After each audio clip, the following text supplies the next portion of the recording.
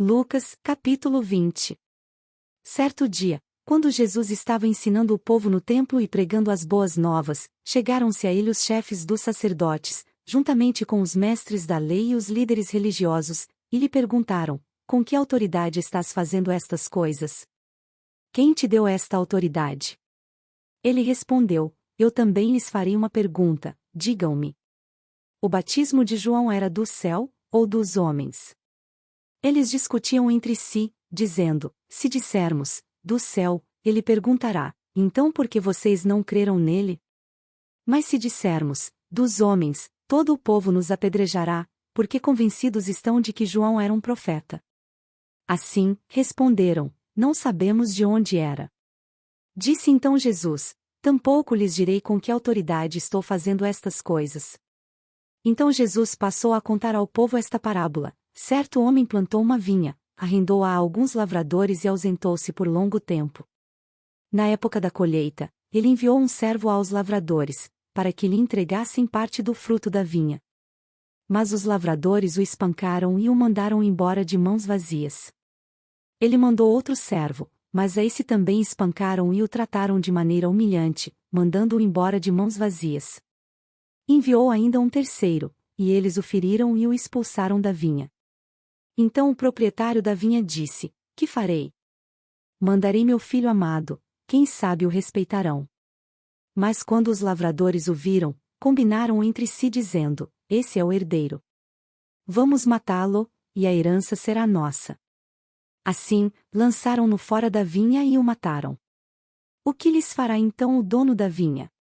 Virá, matará aqueles lavradores e dará a vinha a outros. Quando o povo ouviu isso, disse: que isso nunca aconteça.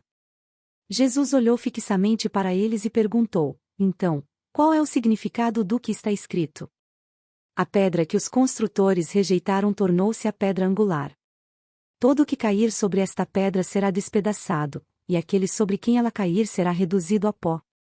Os mestres da lei e os chefes dos sacerdotes procuravam uma forma de prendê-lo imediatamente, pois perceberam que era contra eles que ele havia contado essa parábola. Todavia tinham medo do povo. Pondo-se a vigiá-lo, eles mandaram espiões, que se fingiam justos, para apanhar Jesus em alguma coisa que ele dissesse, de forma que o pudessem entregar ao poder e à autoridade do governador. Assim, os espiões lhe perguntaram: Mestre, sabemos que falas e ensinas o que é correto, e que não mostras parcialidade, mas ensinas o caminho de Deus conforme a verdade.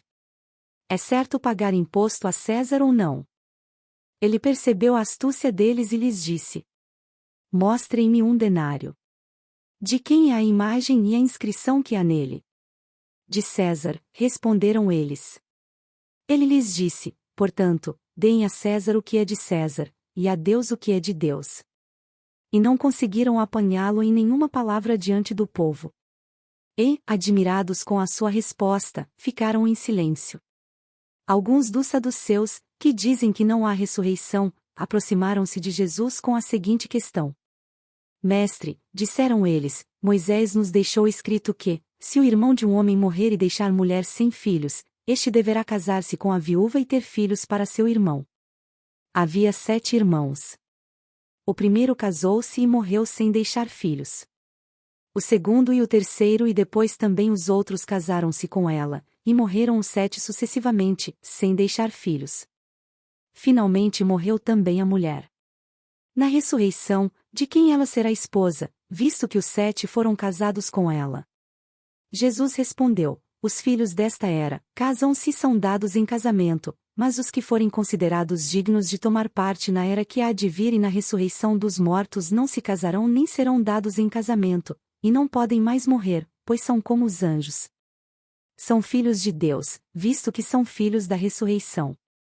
E que os mortos ressuscitam, já Moisés mostrou, no relato da sarça, quando ao Senhor ele chama Deus de Abraão, Deus de Isaque e Deus de Jacó. Ele não é Deus de mortos, mas de vivos, pois para ele todos vivem.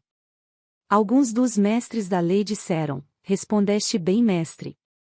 E ninguém mais ousava fazer-lhe perguntas. Então Jesus lhes perguntou: como dizem que o Cristo é filho de Davi? O próprio Davi afirma no livro dos Salmos: o Senhor disse ao meu Senhor: Senta-te à minha direita até que eu ponha os teus inimigos como estrado para os teus pés. Portanto, Davi o chama Senhor. Então, como é que ele pode ser seu filho?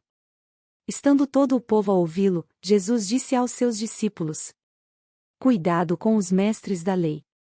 Eles fazem questão de andar com roupas especiais, e gostam muito de receber saudações nas praças e de ocupar os lugares mais importantes nas sinagogas e os lugares de honra nos banquetes. Eles devoram as casas das viúvas, e, para disfarçar, fazem longas orações. Esses homens serão punidos com maior rigor.